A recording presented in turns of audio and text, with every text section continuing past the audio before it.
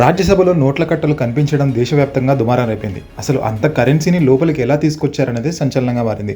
ఆ డబ్బుతో తనకి ఎలాంటి సంబంధం లేదని తెలంగాణ కాంగ్రెస్ ఎంపీ అభిషేక్ మను సింఘ్వి తేల్చి చెబుతున్నా అనుమానాలు మాత్రం కొనసాగుతూనే ఉన్నాయి. అప్పుడప్పుడు వంటలో మా వారి సహకారం, త్వరగా వడ్డించమని పిల్లల అధికారం, తెలుగింటి ఆడపడుచుగా సహకారమైన మమకారమైన ఏ కారమైనా ఒకే ఒక్క ఆకారం, టీడీహెచ్ రిషికాకారం. అయితే ఈ వివాదం తెరపైకి వచ్చిన సమయంలోనే గతేడాది పార్లమెంట్ ని కుదిపేసిన కాంట్రవర్సీ పైన చర్చ జరుగుతోంది. తృణమూల్ ఎంపీ మహువా మొయిత్రాపై గతంలో సంచలన ఆరోపణలు వచ్చాయి.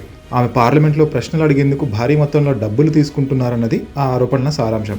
మహువా మొయిత్రా ఏకంగా తన పార్లమెంట్ లాగిన్ ఐడి పాస్వర్డ్లు ఇచ్చారని హీరానందని గ్రూప్ సీఈఓ దర్శన్ హీరానందని ఓ బాంబు పేల్చారు.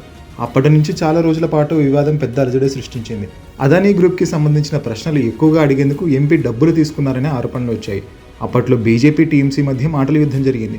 ఆ తర్వాత ఈ వివాదం కాస్త సద్దుమణిగింది. ఇప్పుడు రాజ్యసభలో తెలంగాణ ఎంపీ సీట్లో నోట్ల కట్టలు కనిపించడం మరోసారి ఆ పాత వివాదాన్ని తెరపైకి తీసుకొచ్చింది. నిజంగానే ప్రశ్నలు అడిగేందుకు డబ్బులు తీసుకుంటున్నారన్న డిబేట్ కూడా మొదలైంది. అంత పెద్ద మొత్తంలో కరెన్సీ కట్టలు ఎలా వచ్చాయన్న అనుమానాలు వ్యక్తమవుతున్నాయి. అయితే అభిషేక్ మను సింఘ్వి మాత్రం తాను కేవలం 500 రూపాయలు మాత్రమే తీసుకొచ్చానని చెబుతున్నారు. ఎంపీ సీట్లకు తాళాలు వేసుకుని వెళ్లాలా అని సెటైర్లు వేశారు.